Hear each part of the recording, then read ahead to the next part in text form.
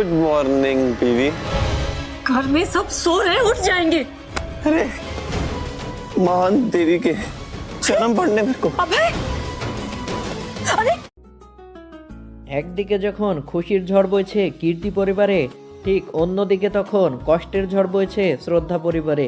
কেননা শ্রদ্ধা এখন অভয়ের কাছে মূল্যহীন, আর এদিকে কীর্তি এখন বাচ্চার মা হতে চলেছে, যার কারণে সব দোষকে কীর্তির ক্ষমা করে দিয়েছে তার পরিবার।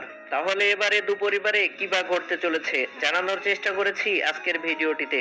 তো ভিউয়ার্স, ভিডিওটি না টেনে পুরোপুরি দেখার চেষ্টা করুন। আর আপনি যদি আমাদের চ্যানেলের একজন নতুন দর্শক হয়ে থাকেন তাহলে অবশ্যই চ্যানেলটি সাবস্ক্রাইব করে রাখুন, কেননা ভাগ্যরেখা নাটকের সমস্ত খুঁটিনাটি আপডেট সহ আগামী পর্বে কি কি ঘটতে চলেছে আমাদের চ্যানেলে সর্বপ্রথম জানানো হয়ে থাকে। তো ভিউয়ার্স, চলুন ভিডিওটি শুরু করা যাক। কাল যখন আজ বাসায় আসবে, অতঃপর কীর্তির নামে অনেক কিছু বলবে অভয়কে, যা দেখে অভয় রাগান্বিত হবে কীর্তির ওপরে, যেই কারণে অভয় রাগান্বিত হয়ে চলে যাবে বাসা থেকে বাইরে। অতঃপর মদ খেয়ে আসবে বাসায় এবং মাতলামি করবে শ্রদ্ধার সাথে। অতঃপর অপমানিত করতে থাকবে অনেক শ্রদ্ধাকে।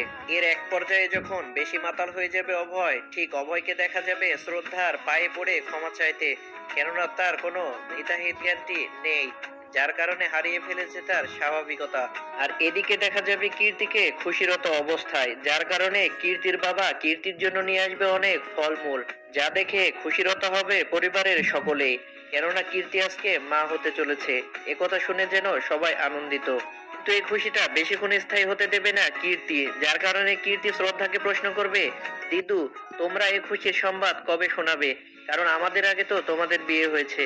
এবার এই কথা শুনতে চেহারার রংটি পাল্টিয়ে যাবে শ্রদ্ধার। অতঃপর কিছু সেখানে বলবে না শ্রদ্ধা, কিন্তু শ্রদ্ধা তো জানে যে পরিবারের কি অবস্থা, অর্থাৎ শ্রদ্ধার সাথে অভয়ের যে এখন খারাপ সম্পর্ক এটা তো কেউ জানে না, যার কারণে এখান থেকে শ্রদ্ধা চলে আসবে রান্নাঘরে, কিন্তু সেখানে আসবে শ্রদ্ধার শাশুড়ি। অতঃপর বলবে শ্রদ্ধাকে যে আমারও তো দাদি হতে ইচ্ছে করে, আমাদের খুশির সংবাদ কখন শোনাবে? এবার আর কিছুই বলবে না শ্রদ্ধা, বরং তাকিয়ে থাকবে তার মায়ের দিকে, অর্থাৎ শ্রদ্ধার শাশুড়ির দিকে। এবার যখন শ্রদ্ধার শাশুড়ি শ্রদ্ধাকে বলবে তোমাকে বরং আমরা ডাক্তার দেখাই, এবার জবাবে শ্রদ্ধা বলবে তার কোনো প্রয়োজন নেই মা, কেননা শ্রদ্ধা ও অভয়ের মধ্যেকার সম্পর্কটা যে কেমন চলছে এটা একমাত্র শ্রদ্ধা ও অভয়ই জানে। এবার অভয় যখন বাইরে থেকে বাসায় আসবে, ঠিক অভয়ের মা অভয়কে বলবে আমার দাদি হবার খুব ইচ্ছা, অভয় তুমি তাড়াতাড়ি বাচ্চা নিয়ে নাও। এবার জবাবে অভয় অভয়ের মাকে বলবে কখন যে কি কথা বলতে হয় ভাষা জ্ঞান পর্যন্ত তোমার হয়নি, এমনিতেই পরিবারের চাপে আমার মাথায় কাজ করছে না, আর তুমি আছো এখন বাচ্চা নিয়ে। এই কথা বলে অভয়ের মায়ের ওপর রাগান্বিত হয়ে চলে যাবে অভয়, কেননা তাদের মধ্যে যে সম্পর্কটা এখন চলছে খুবই খারাপ।